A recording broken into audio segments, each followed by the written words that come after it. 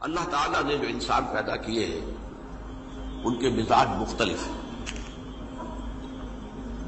ان میں کچھ لوگ ہوتے ہیں جو قوی ہوتے ہیں ارادے کے، جو فیصلہ کر لیا ڈٹ گئے. کچھ لوگوں میں وہ قوت ارادی اتنی مضبوط نہیں ہوتی، وہ ادھر ادھر سوچتے رہتے ہیں. کچھ لوگ جسمانی طور پر بہت توانا ہوتے ہیں، کچھ لوگ جسمانی طور پر پیدائشی طور پر کمزور ہوتے ہیں. تو اگر کوئی قوت ارادی کمزور رکھنے والا شخص ہے، وہ بھی تو اللہ کی تخلیق ہے، اللہ کا بندہ ہے. خطاؤں کا ظہور ہو جاتا ہے، توبہ کرتا ہے، پھر کچھ عرصے کے بعد پھر خطا کا ظہور ہو جاتا ہے، پھر توبہ کرتا ہے. تو ہم تو یہ سمجھیں گے کہ ایک حد کے بعد پھر اس کی توبہ قبول نہیں ہونی چاہیے. لیکن حدیث سنیے. وعن ابی ہریرہ رضی اللہ تعالی عنہ قال قال رسول اللہ صلی اللہ علیہ وسلم ان عبدا اذنب ذنبا، یقیناً ایک بندہ جو ہے وہ ایک گناہ کرتا ہے. فقال، پھر وہ کہتا ہے رب، اے میرے پروردگار، اذنبت فاغفر لی، مجھ سے گناہ ہو گیا ہے، مجھے معاف فرما دے. فقال ربہ، تو پروردگار یہ کہتا ہے اعلم عبدی ان لہ ربا یغفر الذنب ویأخذ بہ، میرا یہ بندہ یہ جانتا ہے کہ اس کا ایک رب ہے جو گناہ معاف بھی کر سکتا ہے اور سزا دے بھی سکتا ہے. کیا مانی ہوئے؟ گناہ اس نے کیا ہے لیکن جانتا ہے اللہ کو کہ وہ معاف بھی فرما سکتا ہے، تبھی تو وہ اللہ سے معافی کی درخواست کر رہا ہے. اس کے اس جاننے کی بنیاد پر، اس کے اس علم کی بنیاد پر، اس کے اس ایمان کی بنیاد پر فرمایا غفرت لعبدی، میں نے اپنے بندے کو معاف کر دیا. ثم مکث ما شاء اللہ، پھر وقت گزرا جتنا کہ اللہ نے چاہا. ثم اذنب ذنبا، پھر اس سے گناہ ہو گیا. فقال رب اذنبت ذنبا فاغفر، پھر کہتا ہے پروردگار مجھ سے گناہ ہو گیا، پھر مجھے معاف فرما دے. فقال ربہ، اللہ فرماتا ہے عالم عبدی ان لہ ربا یغفر الذنب ویأخذ بہ، میرا بندہ ہے نا جو جانتا ہے کہ اس کا ایک رب ہے، ایمان باللہ اس کے اندر ہے، تبھی تو پکار رہا ہے. اور یہ بھی جانتا ہے کہ وہ گناہ معاف بھی کر سکتا ہے اور چاہے تو پکڑ بھی سکتا ہے، سزا بھی دے سکتا ہے. تو فرمایا، اللہ تعالیٰ فرماتے ہیں میں نے فرمایا کہ میں نے معاف کر دیا. ثم مکث ما شاء اللہ، پھر ایک عرصہ گزرا اس کے بعد. ثم اذنب ذنبا، پھر اس نے گناہ کیا.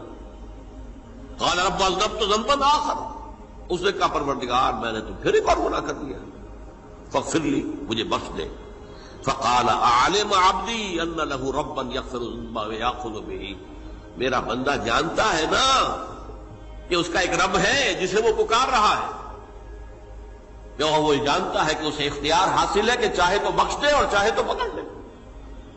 اس کے اس علم، اس ایمان کی بنیاد پر میں نے اسے معاف کر دیا. ایک اور حدیث، میں نے چونکہ اس گفتگو کے لیے ان احادیث کا تفحص کیا ہے، یہ تو بہت ہیں حدیثیں، میں نے ان میں سے کچھ چنی ہیں.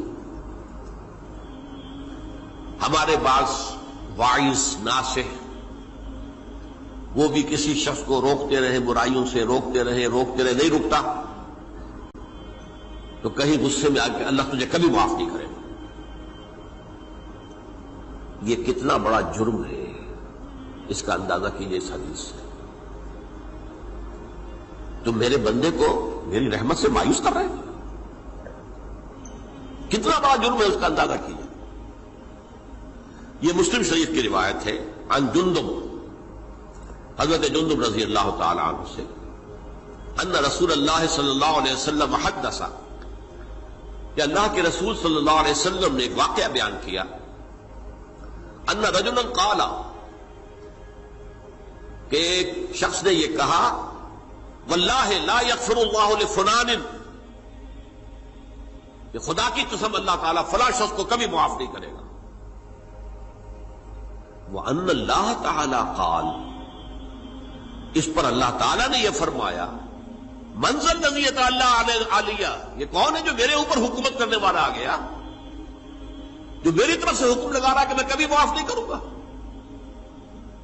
منزل الذی، کون ہے وہ شخص، الذی یتعلی علیہ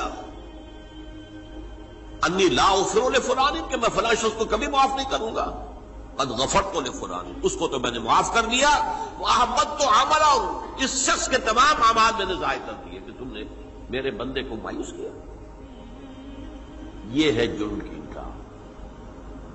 تو توبہ کی دعوت دیتے رہو، توبہ کے لیے لوگوں کو آمادہ کرتے رہو، توبہ جو ہے اس کے لیے ترغیب دیتے رہو، اللہ تعالیٰ معاف فرمانے والا۔ اب آخری حدیث سنا رہا ہوں، یہ تو بہت ہی عجیب حدیث ہے اور متفق علیہ ہے، یہ بخاری اور مسلم دونوں میں۔ حضرت ابو سعید الخدری رضی اللہ تعالی عنہ جو ہے وہ اس کے راوی ہیں۔ حضور نے فرمایا کانا فی من کانا قبلکم رجل قتل 99 نفسا، تم سے پہلے جو امت تھی بنی اسرائیل، گویا کہ ان کا ذکر ہے، اس میں ایک آدمی ایسا تھا جس نے 99 قتل کیے تھے۔ اب آپ اندازہ کیجئے کتنا بڑا گناہ کبیرہ ہے قتل۔ قرآن مجید میں آتا ہے وَكَأَنَّمَا قَتَلَ النَّاسَ جَمِيعًا، اگر ایک انسان کو بھی ناحق قتل کر دیا گیا تو یہ ایسی ہے گویا کہ اس نے پوری نوع انسانی کو قتل کر دیا، اس نے 99 قتل کیے۔ فَهَلْ لَهُ مِن تَوْبَةٍ، پھر اس کے بعد یہ ہوا کہ اس کے اندر توبہ کا جذبہ پیدا ہوا۔ فَسَأَلَ عَنْ أَعْلَمِ أَهْلِ الْأَرْضِ، تو اس نے پھر سوال کیا، لوگوں سے پوچھا کہ زمین میں رہنے والوں میں کون سب سے بڑا عالم ہے؟ فَدُلَّ عَلَى رَاهِبٍ، تو اسے بتایا گیا فلاں راہب فلاں جگہ پر ہے، وہ بہت نیک ہے، بڑا عالم ہے۔ فَأَتَاهُ، وہ اس کے پاس آیا، فَقَالَ أَنَّهُ قَتَلَ 99 نَفْسًا فَهَلْ لَهُ مِن تَوْبَةٍ، انہوں نے کہا دیکھیے راہب صاحب، میں نے 99 انسان قتل کیے، اب مجھے یہ بتائیے کہ میرے لیے توبہ کا کوئی امکان ہے؟ فَقَالَ لَا، انہوں نے کہا نہیں۔ فَقَتَلَهُ، اس نے اس کو بھی قتل کر دیا۔ فَكَمَّلَ بِهِ 100، اپنی سینچری مکمل کر لی، مطلب 99 کے بعد ایک کی کسر تھی، اس کو بھی قتل کیا، 100 پورے کر لیا۔ ثُمَّ سَأَلَ عَنْ عَالِمِ أَهْلِ الْأَرْضِ، پھر اس نے پوچھا کوئی اور کوئی بڑے عالم انسان ہو۔ فَدُلَّ عَلَى رَجُلٍ عَالِمٍ، پھر اس کی رہنمائی کی گئی ایک بڑے عالم شخص کی طرف۔ فَقَالَ إِنَّهُ قَتَلَ 100 نَفْسٍ، تو اس نے وہاں جا کر کہا کہ میں 100 انسان ہلاک کر چکا ہوں، قتل کر چکا ہوں۔ فَهَلْ لَهُ مِن تَوْبَةٍ، میرے لیے توبہ کا کوئی امکان ہے؟ فَقَالَ نَعَمْ، کہا کیوں نہیں، 100 قتل کیے تب بھی کیا ہے، توبہ کا راستہ دروازہ کھلا ہوا، مَا لَمْ يُغَرْغِرْ، جب تک کہ وہ گھنگرو نہیں بج رہا اس وقت تک تمہارے توبہ کا دروازہ کھلا ہوا ہے۔ فرمایا نعم، وَمَن يَحُولُ بَيْنَهُ وَبَيْنَ التَّوْبَةِ، تمہاری توبہ کے درمیان اور تمہارے درمیان کون حائل ہو سکتا ہے؟ توبہ کا دروازہ کھلا ہے۔ لیکن ساتھ ہی کہا انطلق الی ارض کذا و کذا، اب تم ایسے کرو جہاں تم رہتے ہو وہاں نہ جاؤ واپس، وہاں کا ماحول اچھا نہیں ہے، معاشرہ اچھا نہیں ہے، ہو سکتا ہے کہ تم توبہ پر قائم نہ رہ سکو، تم فلاں جگہ چلے جاؤ، وہاں اچھے لوگ آباد ہیں، ان میں جا کر رہو۔ فإن بها اناس یعبدون اللہ تعالی، وہاں ایسے لوگ آباد ہیں جو اللہ کی بندگی کرتے ہیں۔ فاعبد اللہ معہم، تو تم ان کے ساتھ مل کر اللہ کی بندگی اور پرستش کرو۔ ولا ترجع الی ارضک، اپنی زمین کی طرف اپنے وطن میں واپس بن جاؤ۔ فإنها ارض سوء، وہ بری جگہ ہے۔ فانطلقا، تو وہ چل پڑا، ہجرت کر رہا ہے، اس جگہ جا رہا ہے جہاں کا راہب نے بتایا تھا۔ حتی اذا نصف الطریق، جب آدھا راستہ اس نے پورا کر لیا، اتاہ الموت، موت آ گئی۔ فاختصمت فیہ ملائکۃ الرحمت و ملائکۃ العذاب، اب وہ جہنم کے فرشتے بھی آ گئے اس کی جان قبض کرنے کو، اور جنت کے بھی آ گئے۔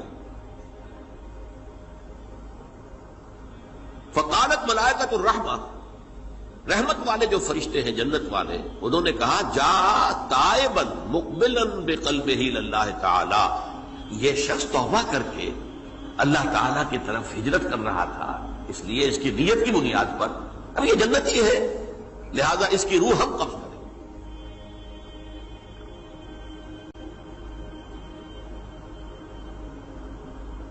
وقالت الملائکۃ العذاب، اور وہ جو عذاب والے فرشتے ہیں وہ کہیں گے انہ لم یعمل خیرا قط، تو نے توبہ کے بعد کوئی نیک عمل تو کیا ہی نہیں، تو کس بنیاد پر اس کو تم جنت میں لے جاؤ گے؟ اس کو تو دوزخ میں جانا چاہیے۔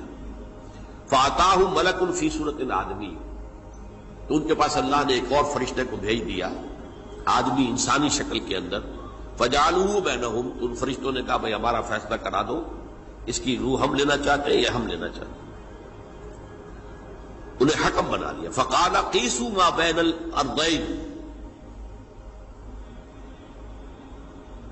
فإلی ایتہما کان اقرب، کہ تم فاصلہ ناپ لو جہاں سے وہ چلا ہے اور جہاں جا رہا تھا اور یہاں اس کی موت ہو رہی ہے، تو کون سا فاصلہ زیادہ ہے؟